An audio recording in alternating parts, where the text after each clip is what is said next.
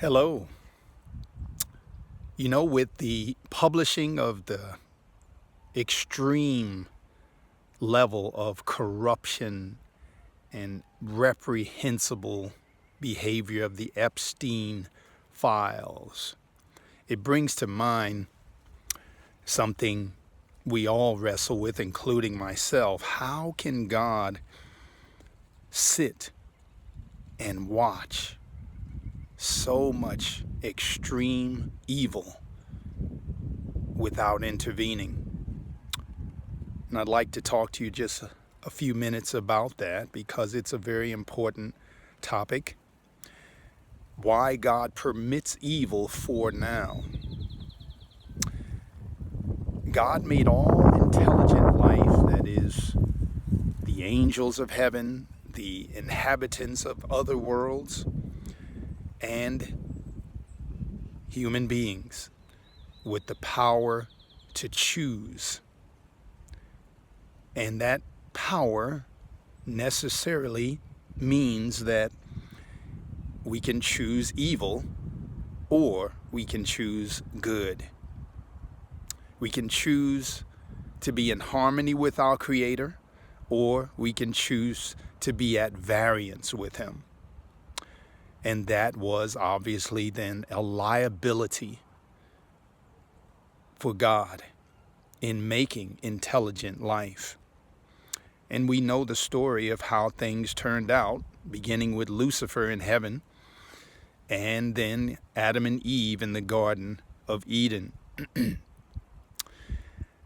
But evil will have an end. And that's the wonderful good news, that this will not always be.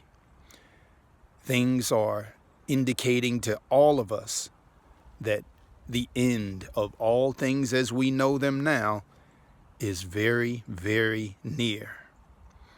So I just want to leave you with a few thoughts regarding why God permits evil and has done so for now. Number one, He is teaching the entire intelligent universe through permitting all of this to take place, how evil is entirely out of harmony with His character, His principles of heaven. God, the Bible says, is love.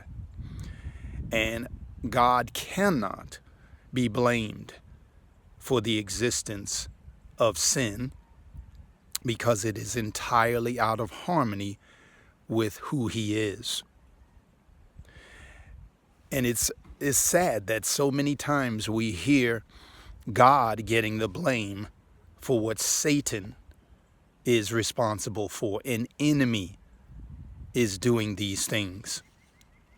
Number two, the universe is learning why it is never good or sensible to exercise your choice for evil. We made this choice in the Garden of Eden, and now every one of us have been affected by it and infected by it. And we need Jesus to deliver us from that evil that is part of our own natures. And number three, God is teaching His universe why and how He is righteous, merciful, just, good in all His dealings, even with His adversaries, the enemies of God. And it will be seen this way by the enemies themselves at the end, why it is just and right for God to destroy them and never allow them to exist anymore. When we think of how it's possible that human beings could be so full of evil as to harm helpless children in this way, this makes the point. I can personally hardly wait until these evil perpetrators get what they're due. But once again, let us remember that we ourselves have this capability of evil in our own natures. The Bible says in Jeremiah 17, the heart is desperately wicked. Who can know it? And number 4, God is showing and will continue to show that Satan is a liar in all his accusations against God that he has brought against the Creator. And it will end up in a entirely free universe. Finally, there will be no more existence of sin and evil in the world. So I pray that God will help you and I, while probation still lingers for us, to choose Christ as our righteousness, Christ as our deliverer from the evil that we are all capable of if left to ourselves.